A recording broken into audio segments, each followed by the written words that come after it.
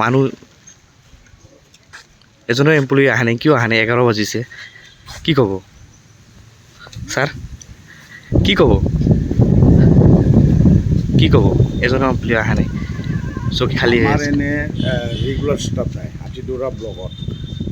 Regular staff only PDO আৰু ডুবুৰীপাটত accountant. বাকী আমাৰ GRS GPC আছে, এইবিলাক মানে এতিয়া ঘৰ চাই আছে। সেইকাৰণে ৰাতিপুৱাৰ পৰা 8টাৰ পৰা ঘৰ চাই, এতিয়া ঘৰত PMYG বহুত হেঁচা ষ্টেটত পৰা আমাৰ ডিষ্ট্ৰিক্টৰ পৰা, সেইকাৰণে মেক্সিমাম ডেইলি PMYG আৰু এতিয়া BPLত লিট্ৰিনৰ মানে চৌপিত এইটো মানে ছাৰ্ভে কৰি আছে। ইয়াৰ আগতে আমি দেখা পাইছোঁ যে ব্লকত এমপ্লয়ীবিলাক নাহে, কি ক'ব? এমপ্লয়ী মানে আমাৰ গোটাইখিনি GPC GRS আছে, এগ্ৰিকালচাৰ ইঞ্জিনিয়াৰ আছে 4জনে।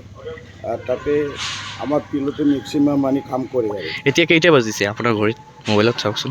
এতিয়া মাত্ৰ 11 বাজিছে। 10টাই আহি পাইছে, 10টা আহি পাইছে যে এতিয়া সময় কেইটা বাজিছে এতিয়া? এতিয়াতো নহয়, অলপ আগতে আহিছে আমাৰ। নে এতিয়া সময় আপুনি মোবাইলত চাওকচোন কেইটা বাজিছে। টাইমত আহে। আজি অহা নাই?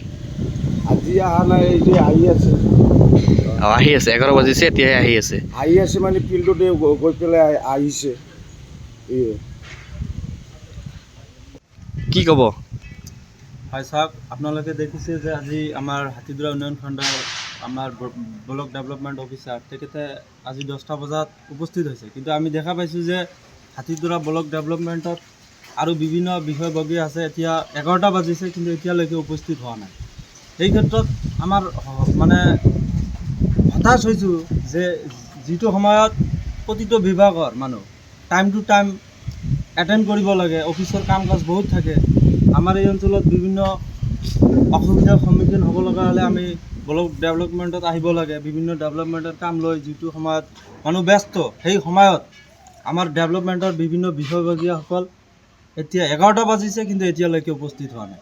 তেনে ক্ষেত্ৰত মই আমাৰ অসমৰ মুখ্যমন্ত্ৰী হিমন্ত বিশ্ব শৰ্মা ডাঙৰীয়াক মই অনুৰোধ জনাইছোঁ যে আমাৰ হাতীডৰা ব্লক ডেভেলপমেণ্টৰ ওপৰত যাতে দৃষ্টিগোচৰ ৰাখে, যাতে এনেকুৱা হিমাহী কৰি আমাৰ ডেভেলপমেণ্টৰ যিবিলাক কাম আছে, এই কামৰ পৰা আমাৰ সাধাৰণ মানুহক বঞ্চিত নকৰে। আমি দেখা পাইছোঁ বিগত দিনতে এনেকুৱা ধৰণৰ পৰিস্থিতি, এনে মানে টাইম 12টা বাজি যায়, কিন্তু ষ্টাফ আহি উপস্থিত হোৱা নাই। তো আমি আজি উপায় নাই হৈ আপোনালোকক মাতিছোঁ যে আপোনালোকে চাওক আমাৰ হাতীডৰা ব্লক ডেভেলপমেণ্টৰ যি বিষয়ববী আছে তেখেতসকলৰ পৰিস্থিতি আপোনালোকে চাওক। এতিয়াও টেবুলত চাই লওক যে এতিয়াও টেবুলত আমাৰ বিষয়ববীয়াসকল উপস্থিত নাই। কৰ্মচাৰী এতিয়ালৈকে অহা নাই এতিয়ালৈকে। কৰ্মচাৰী আহিলে যি উন্নয়নমূলক কাম, সেই উন্নয়নমূলক কামটো নহয়, নাহিলে। অহাৰ পিছত মানে 2টা-3টা বজাততো ঘৰত গুচি যায়, 12টা-1টা বজাত আহি খালি জাষ্ট টেবুলত শ্ব' আপ কৰে, তাৰ পিছততো তেখেতসকলে ঘৰত গুচি যায়।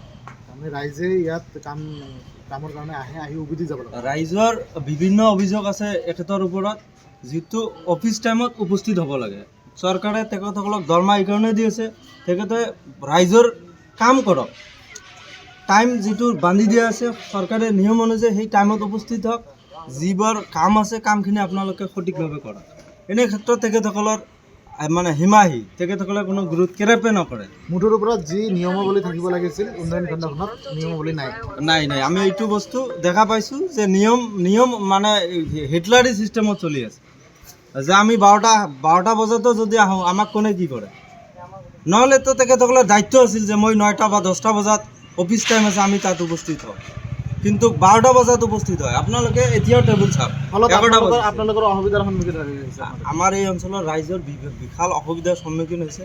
আমি বিভিন্ন সময়ত আহিছোঁ, কিন্তু টাইম মতে আহি পোৱা নাই। আমি আহি শুনা পাওঁ যে অফিচত ষ্টাফ নাই, তো তেতিয়া আমাৰ বিভিন্ন অসুবিধাৰ সন্মুখীন হ'ব লগা হৈছে। সেইখিনিয়ে অনুৰোধ থাকিল আসাম গভৰ্ণমেণ্টৰ ওপৰত, যাতে আমাৰ এই বিষয়ৰ প্ৰতি অলপ দৃষ্টিগোচৰ ৰাখে।